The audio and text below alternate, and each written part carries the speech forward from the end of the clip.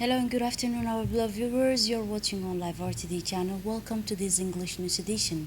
Here are the top stories.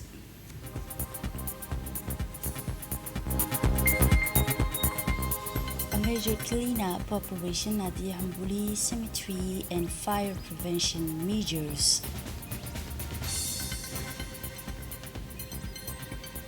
Djiboutian athletes shine at the Brazzaville Half Marathon gold and bronze. Two oil slicks appear in Iranian water amid maritime tension. Those were the headlines. Thanks for joining us in our newsroom. A large-scale operation to clean, clear, and secure the Ambouli cemetery was launched this Saturday under the leadership of the Ministry of Islamic Affairs and Waqf Property, Mr. Moumen Hassan Boré, conducting a coordination with the Prefecture of Djibouti and the OVD Office of Road and Drainage. The operation mobilized security forces. This operation aimed to preserve the dignity of the cemetery, improve its cleanliness, and reduce the risk of fire, particularly after the blaze that occurred a few days earlier. The mobilized team removed trees, grass, and vegetation that could contribute to the spread of flames, while also working to improve the overall condition of the site, its cleanliness, and its security. The operation also underscored the importance of continuing regular cleaning, maintenance, and prevention operation in cemeteries. The Director General of the Diwan of Waqf Property, Mr. Elmin Noor Jama, emphasized the importance of the cleaning and clearing operation carried out at Ambouli Cemetery, particularly in the 15 and 20-meter zone around the walls. This intervention primarily aims to reduce the risk of fire that have already affected the site and threatened neighboring areas. He also called for respect for the sacred nature of the cemetery and for avoiding behavior likely to cause a fire or damage the ground. Finally, Mr. Elmin Noor Jama thanked the Prefecture of Djibouti and the OVD but also the Defense Security Forces for their involvement in this campaign. In his speech, the prefect of Djibouti City commented in his speech the cleanup and security operation at the Ambouli cemetery. He called for the respect for the cemetery and avoid all kind of behavior that could cause fire or damage the ground. He said this intervention primarily aimed to reduce the risk of fire that have already affected the site and causing threatened neighboring areas, conclude the prefect of Djibouti City. Other news now. The Embassy of India in Djibouti celebrate the 80th anniversary of India's independence today in the presence of the ambassador, a representative of the Ministry of Foreign Affairs, and more than 200 guests. The ceremony include the raising of the Indian flag, the national anthem, and the reading of a message from the Indian president focusing on economic growth, innovation, self-resilience, and India's role on the international stage. The ambassador also highlighted the excellent relation between India and Djibouti, as well as the role of Indian community in the fostering closer ties between the two countries. The celebration concluded with the cultural performance presented by the Indian diaspora and member of the embassy.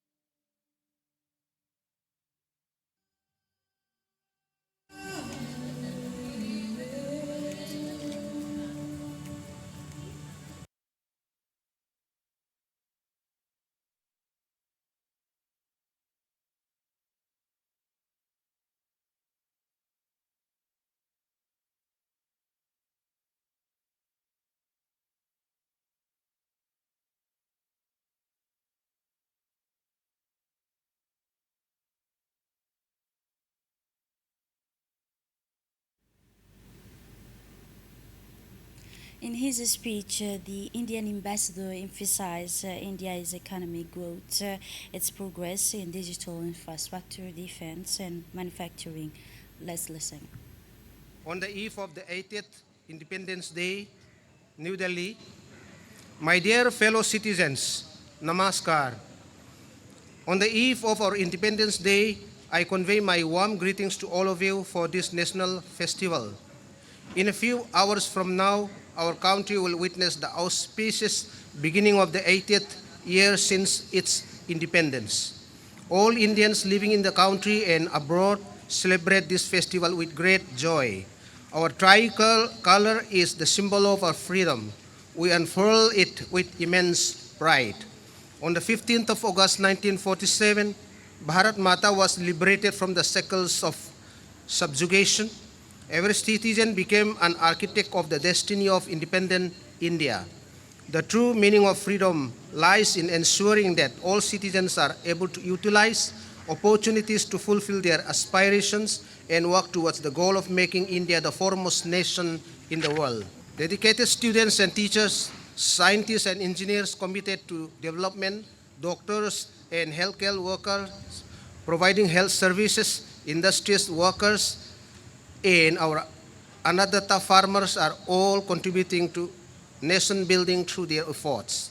Talented sports persons, craftspersons, and artists, visionary intellectuals, diligent members of workforce in private and public sectors, people's representatives devoted to serving them, officials in the judicial system, dutiful civil servants, big and small investigators contributing to our economy, selfless social workers, and all Safai Mitra, who are frontline workers of the Swachhata Abhiyan, are all playing an important role in the nation's progress.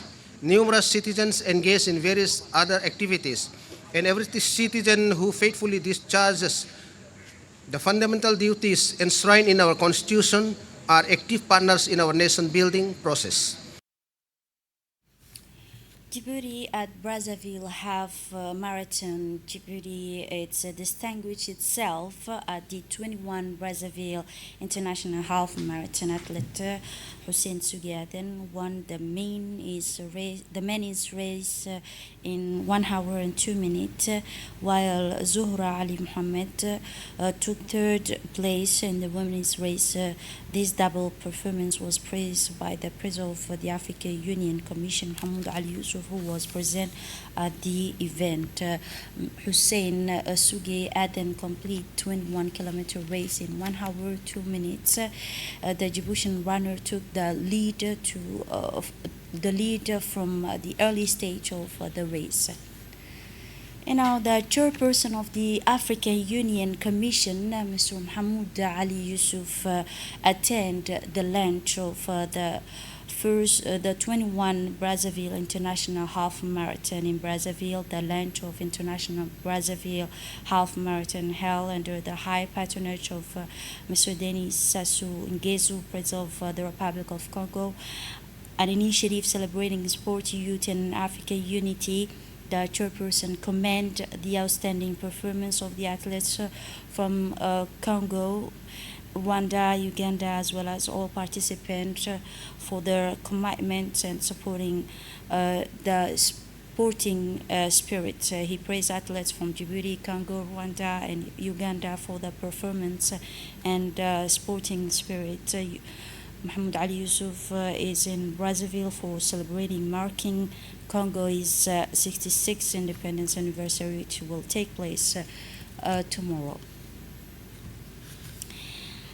This strengthening of East African standby force, the defense and security chief of 9 East African countries, including Djibouti, reaffirmed their commitment to strengthening the operational capacity of the regional standby force. They especially wants to improve rapid development, military cooperation, logistic, and crisis response. This initiative came in a context of persistent security challenges and difficulties in financing African peace operation. This meeting took place on the sidelines of a 36th meeting of the governing bodies of the East African Force held in Kampala. The Brigadier General briefed the President on the activities of the East African Force and the effort undertaken to strengthen the regional peace and security achievement. Two oil slicks have been observed in Iranian water according to satellites, images, and videos verified by Reuters.